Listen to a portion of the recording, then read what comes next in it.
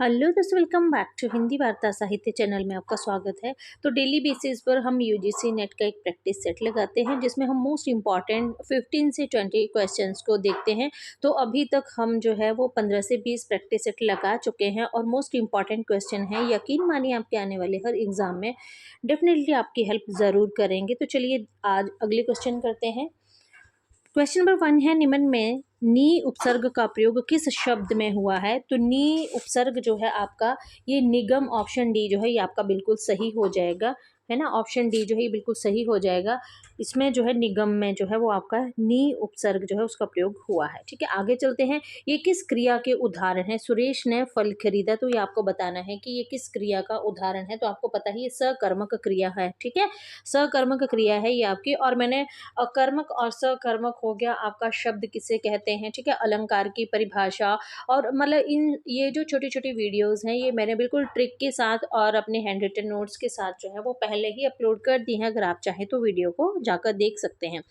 Question number 3 है, अधोलिखित में से किस वाक्य में संप्रदान कारक का प्रयोग हुआ है? ठीक है, तो संप्रदान कारक हमें बताना है। आपने पढ़े होंगे कि आपके जो कारक है वो 8 तरह के आपके कारक होते हैं। ठीक है, तो उसमें देखिए मैंने अपने पिताजी को अस्पताल में भर्ती करा दिया। लेखक आजकल उपन्यास लिखने में व्यस्त हैं। ठीक है, मैं व्यस्त हैं। ठीक है, मैं है यहाँ पर, है ना। अमेरिका से पाकिस्तान को आर्थिक मदद मिलती रही, है ना, और तुम अपने काम को ठीक तरह से पूरा करो। ठीक है, तो यहाँ पर आपका ऑप्शन थ्री जो है ये बिल्कुल सही हो जाएगा। अमेरिका से पाकिस्तान को आर्थिक मदद मिलती रही है। ठीक है, आगे चलते हैं।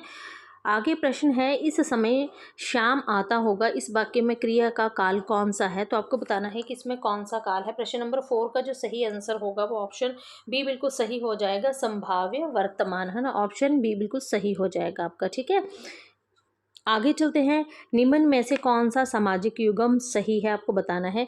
बेमिसाल द्वंद्व समास है, दुरात्मा द्विगु समास है, कर्महीन तत्पुरुष समास है, चतुरानन अव्ययीभाव समास है। ठीक है, तो आपको पता है ये ऑप्शन सी जो है कर्महीन तत्पुरुष समास है। ठीक है, आपको सही बताना है ना, कर्म से हीन। ठीक है, इसमें जो है वो कारक आपके जो है कारक का लोप होता है इसमें। ठीक है, इसमें आपके कारक जो है वो आते हैं, है ना।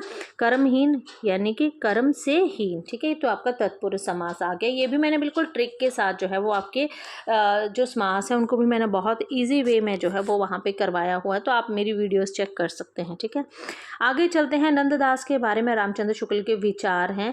इनकी रचना भी बड़ी सरस और मधुर है। कृष्ण की रास लीला का अनुप्रसाद युक्त साहित्यिक भाषा में विस्तार के साथ वर्णन है।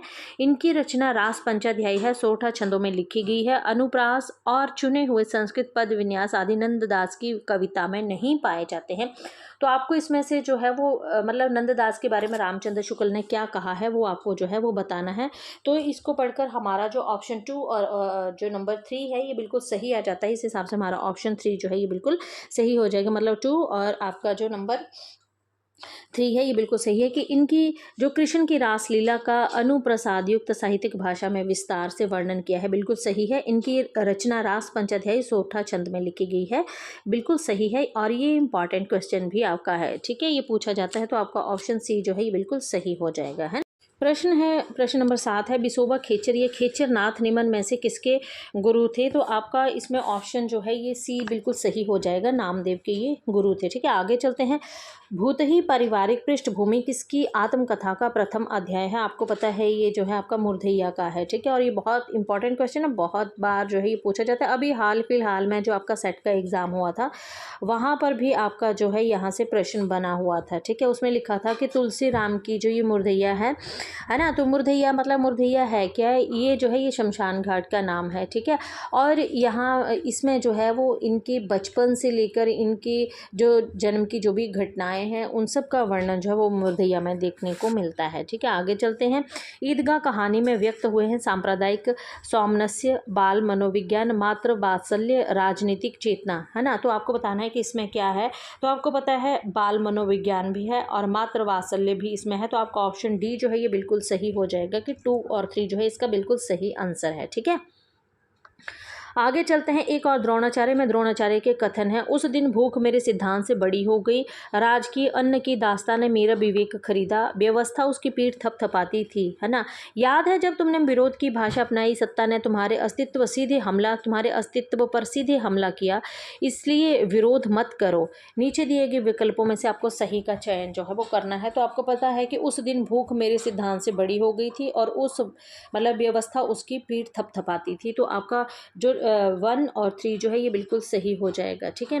1 और 3 जो है ये बिल्कुल सही हो जाएगा। तो इस हिसाब से आपका जो ऑप्शन 2 है, मतलब आपका जो ऑप्शन बी है ये बिल्कुल सही हो जाएगा, ठीक है। ऑप्शन बी बिल्कुल सही हो जाएगा। आगे चलते हैं, नयनों की नीलम की घाटी जिस रस धन से छा जाती हो, वह कौंध की जिससे अंतर की शीतलता ठंडक पाती हो। प्रस्तुत पंक्तियां कामायनी के किस सर्ग से ली गई हैं? तो ये आपको पता है कि ये लज्जा सर्ग से ली गई हैं।